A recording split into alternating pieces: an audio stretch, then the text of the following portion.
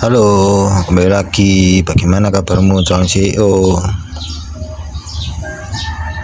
Semoga sehat-sehat selalu ya, dan sering-sering aja mampir ke channel ini. Dan saya doakan kalian semua benar-benar akan jadi CEO di masa datang. Iya, hari ini aku mau cerita 6 tempat yang tidak disukai orang kaya. Kita sering berpikir jika punya uang yang tak terbatas, mungkin semua tempat pasti ingin kita datangi. First class ke Eropa, restoran bintang Michelin, pulau pribadi. Ekspektasi kita tentang orang kaya adalah mereka yang selalu berada di tempat-tempat eksklusif dan serba wah. Tapi realitanya tidak sesederhana itu. Ada sebuah paradok, semakin kaya dan semakin mapan seseorang, semakin pendek daftar tempat yang ingin ia kunjungi.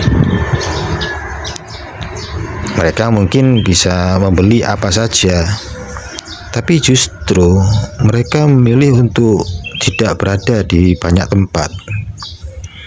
Bukan karena tidak punya uang, tapi karena biaya psikologisnya terlalu mahal. Dalam psikologi kekayaan disebut return of peace of mind. Orang kaya menghitung nilai suatu tempat. Menghitung suatu tempat bukan dari seberapa mahal harga masuknya, tapi dari seberapa besar energi, waktu, dan kedamaian yang terkuras saat berada di sana. Di video kali ini saya akan membahas 6 tempat yang sangat dihindari oleh orang-orang kaya. Meskipun tempat-tempat itu justru sering diidam-idamkan oleh banyak orang. Ini adalah hasil observasi, hasil riset, dan sedikit filosofi tentang bagaimana uang mengubah preferensi manusia.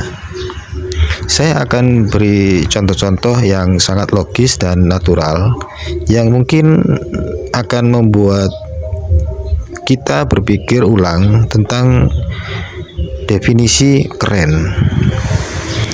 Siap-siap, ambil kopimu, duduk yang nyaman, dan mari kita mulai. Tempat yang pertama, mall yang terlalu ramai di akhir pekan. Tempat pertama yang dihindari oleh orang kaya adalah pusat perbelanjaan yang ramai pada jam sibuk. Mungkin akhir pekan atau liburan, tahun baru, bulan Ramadan mendekati Lebaran. Ini mungkin mengejutkan karena mall adalah playground kapitalisme. Tapi bagi orang kaya, mall yang padat adalah simbol dari inefisiensi dan hilangnya kendali. Mungkin bagi banyak orang, ke mall saat akhir pekan adalah hiburan. Mungkin lihat-lihat barang, cuci mata. Tapi bagi mereka yang sudah mapan secara finansial, waktu lebih berharga daripada diskon. Berdesak-desakan, ngantri waktu parkir, ngantri di kasir, terus mendengar suara bising. Ini semua adalah biaya mental yang tidak perlu mereka bayar. Paham kan? Mereka lebih memilih datang di weekday, pagi hari saat mal baru buka, atau mungkin hari Senin yang orang baru mulai kerja sibuk-sibuknya. Dia justru ke mall dan masih kosong, masih jarang pengunjung gitu, atau meminta barang dikirim langsung ke rumahnya. Bahkan banyak dari mereka yang benar-benar berhenti datang ke mall karena menganggapnya sebagai stimulus overload.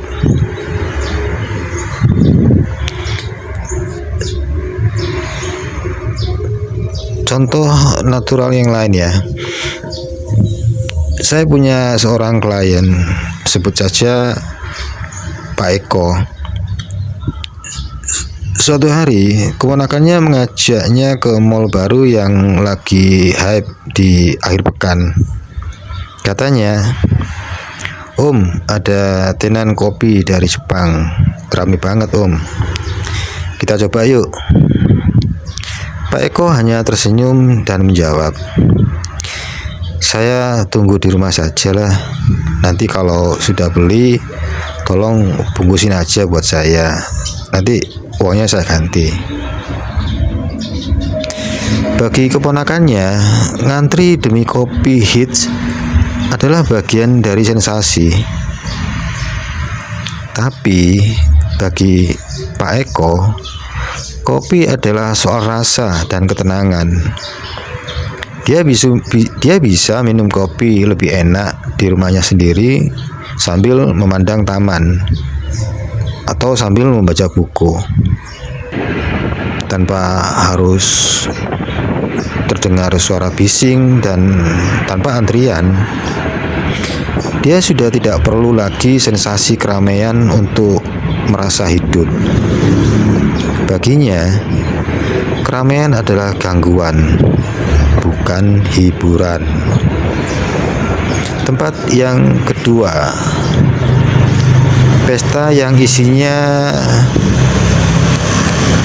siapa gue. Isinya itu menunjukkan siapa dirinya. Ini adalah jebakan sosial yang paling dihindari oleh orang kaya yang sudah matang. Seperti acara jejaring networking event yang terlalu berisik dan penuh basa-basi tanpa isi. Orang yang baru naik kelas sosial mungkin akan senang datang ke gala dinner atau cocktail party yang penuh dengan orang-orang branded. Mereka tidak ingin berfoto, menambah kontak, dan menunjukkan bahwa mereka ada di lingkaran itu.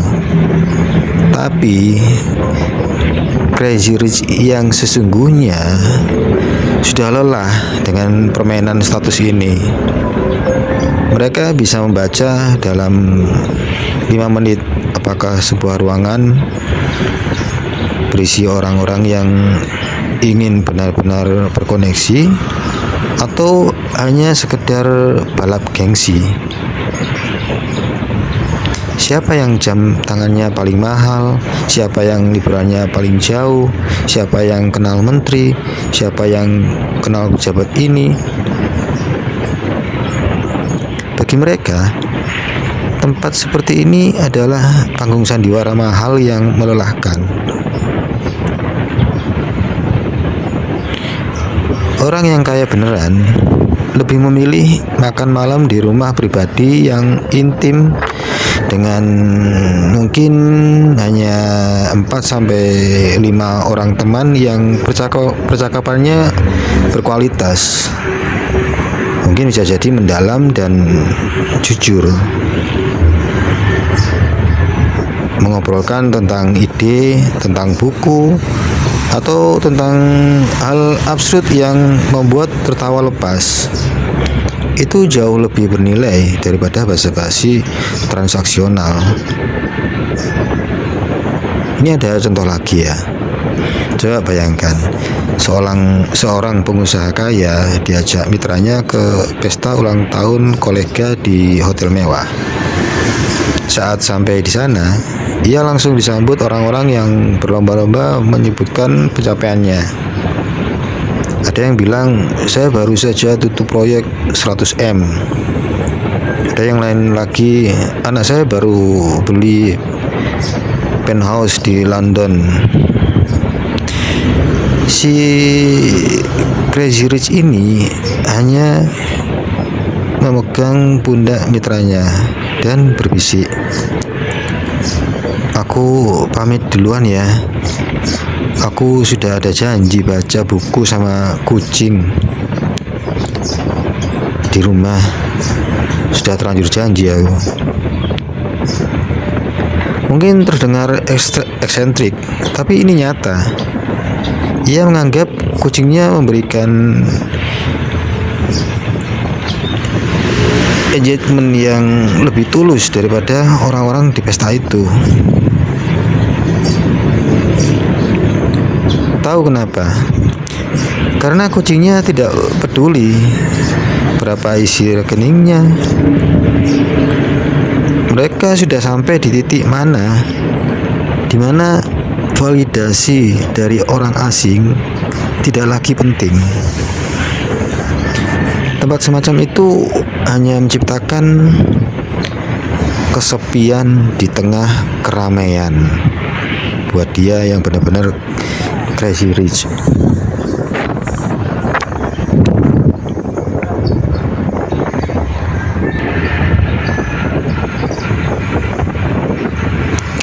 Ini ada pesan singkat. Ketenangan adalah aset. Pernahkah kamu merasa capek setelah ke pesta ramai? Padahal hanya duduk. Itu karena otak kita memproses ribuan input sosial. Orang kaya yang cerdas memprioritaskan ketenangan kognitif. Nah, ngomong-ngomong soal ketenangan mengelola hidup, bagaimana kalau kamu tekan subscribe dan like sebelum kita lanjutkan di tempat yang ketiga. Tempat yang ketiga adalah kantor pelayanan publik yang birokratis dan lamban. Tempat ketiga ini sangat akan membuatmu manggut-manggut. Kantor pelayanan publik yang masih kuno, lalu bertele-tele dan mengharuskan datang langsung, padahal sudah bisa digital. Orang yang secara finansial powerful sangat alergi dengan inefisiensi birokrasi. Bagi mereka, waktu adalah mata uang tertinggi. Duduk menunggu di bangku antrian untuk mengurus perpanjangan sesuatu. Mungkin perpanjangan apa kek yang harus menunggu berlama-lama.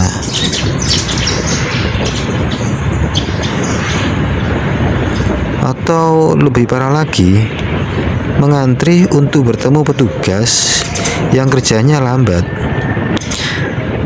Itu adalah bentuk siksaan modern bagi mereka yang crazy rich.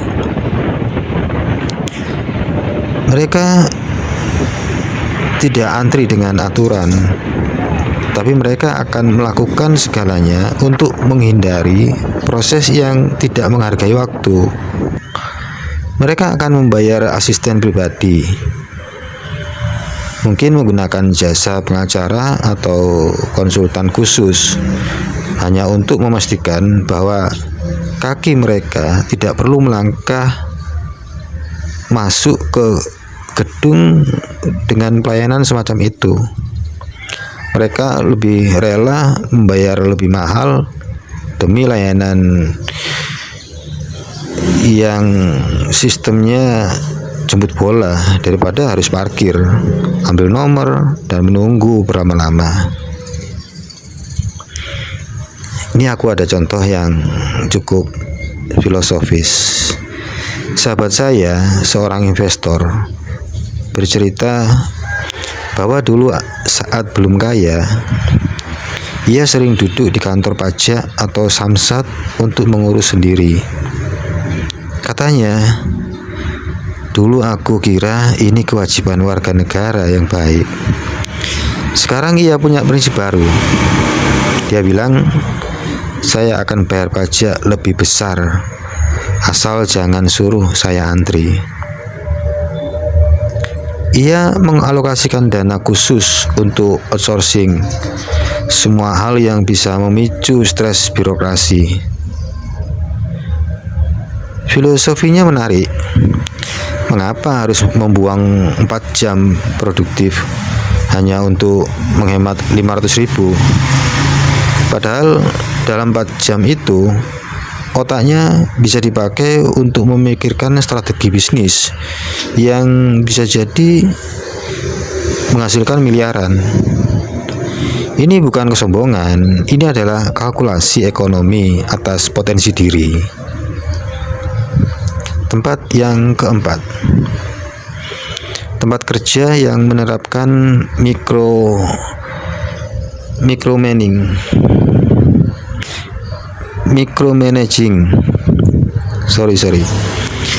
Ini bukan cuma tentang kantor sendiri, tapi juga lingkungan bisnis. Orang kaya tidak suka tempat di mana kebebasan mereka dikebiri oleh aturan-aturan konyol.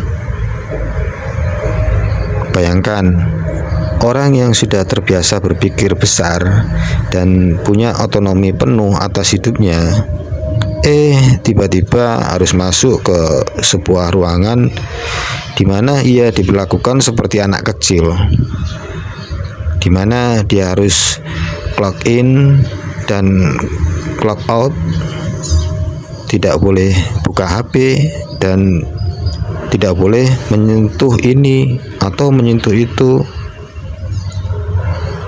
Tempat-tempat seperti inkubator bisnis yang terlalu mengekang, co-working space yang norak. Mereka semua orang sibuk yang pamer laptop, atau bahkan klien yang mengundangnya ke kantor hanya untuk rapat yang tidak ada keputusan. Itu adalah mimpi buruk. Mereka membangun kekayaan justru karena mereka berani keluar dari sistem micromanaging. Maka kembali ke lingkungan seperti itu adalah kemunduran yang menyakitkan. Jadi mereka akan menghindari tamu atau acara yang membuat mereka merasa diawasi dan diatur secara sepele. Ini aku ada contoh lagi nih. Seorang teman yang sudah sukses di bidang venture capital pernah diundang sebagai pembicara di seminar di kampusnya dulu.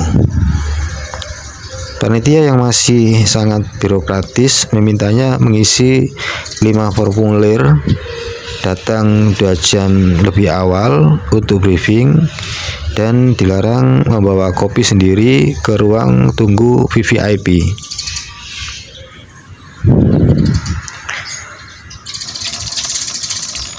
Melihat aturan ini kan sudah ribet banget ya. Teman saya langsung menarik diri sebagai pembicara dan mengirimkan asistennya untuk mewakili. Pesannya ke saya, aku sudah pensiun dari aturan sama hal remeh seperti itu 20 tahun yang lalu. Kalau aturannya tidak logis, aku tidak datang. Pesannya seperti itu. Baginya, tempat yang memberlakukan aturan tanpa logika jelas bukanlah tempat yang layak ia injak. Tempat yang kelima, rumah sakit mewah yang terlalu fokus pada seperti bukan rumah sakit tapi hotel, bukan medis. Ini agak sensitif tapi sangat nyata. Bisakah kamu menebak di mana para konglomerat berobat? Mungkin kamu mengira di lobi-lobi rumah sakit mewah yang mirip hotel. Ternyata tidak selalu. Banyak dari mereka justru menghindari rumah sakit yang dari luar tampak seperti mewah, tapi secara penanganan medis bersifat seperti pabrik. Orang kaya tidak terpikat oleh lobi marmer atau sofa kulit berkualitas tinggi.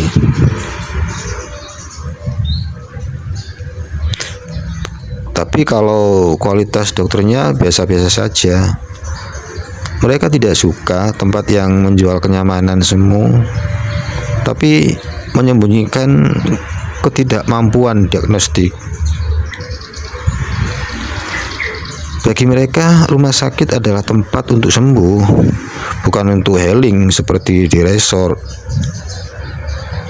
Mereka akan rela terbang ke Mayo Clinic di Amerika atau ke rumah sakit spesialis kecil yang tidak terlalu wah, tapi punya satu profesor dokter yang ahli, daripada masuk ke rumah sakit bintang 5 yang hanya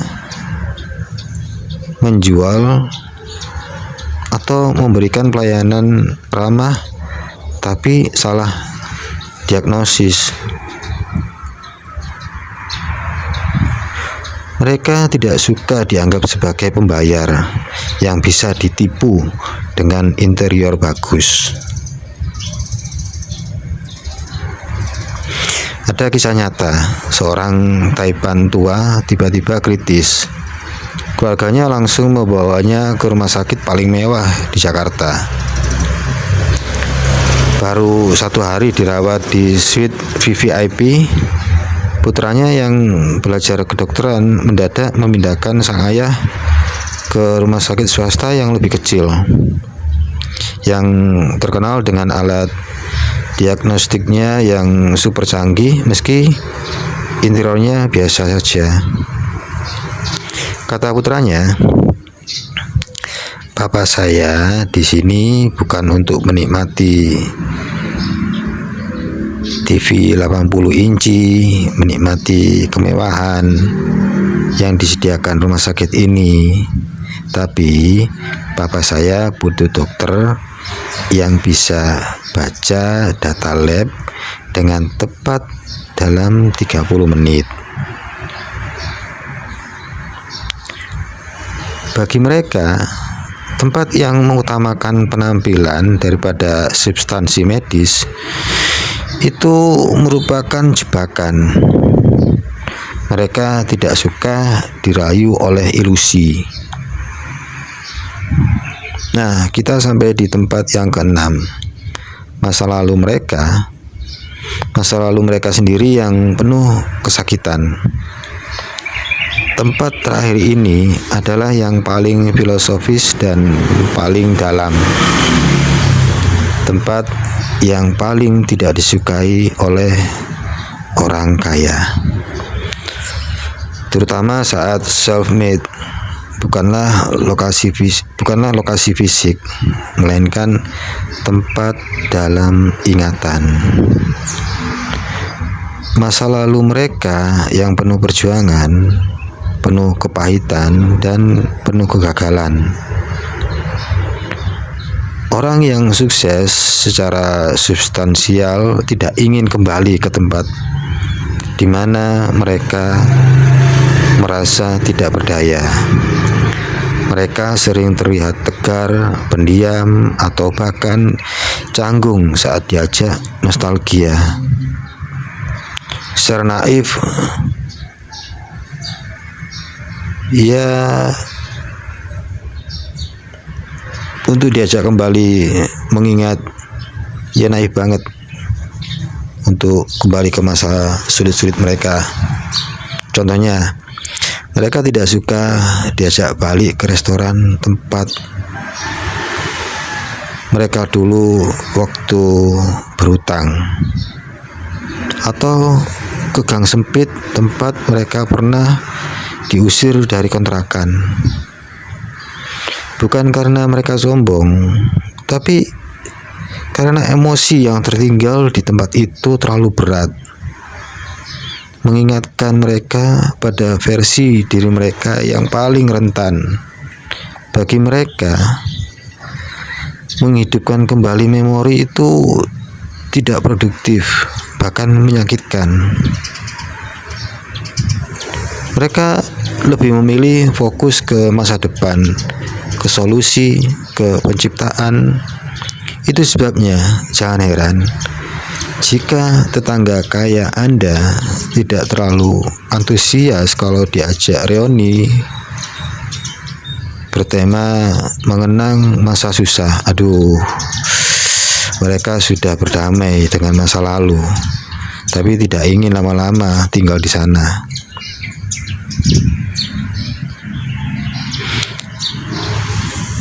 Ini aku ada contoh yang cukup menyentuh. Saya kenal seseorang pengusaha properti yang luar biasa sukses. Rumahnya di mana-mana, banyak. Tapi dia memiliki satu trauma unik. Dia tidak akan pernah sekalipun melewati jalan di sekitar stasiun Senen di Jakarta. Disitulah 30 tahun yang lalu, sebagai anak kos, ia pernah tidur di emperan toko karena diusir pemilik kos. Suatu kali supir pribadinya tanpa sengaja lewat jalan itu karena Google Map menunjukkan rute tercepat. Bapak ini langsung menutup tirai jendela mobilnya. Ditutuplah tirainya dengan rapat-rapat sebelum sampai melewati jalan itu, dan meminta sopir untuk memutar balik. Meskipun harus memutar 10 km, dia berkata ke supirnya,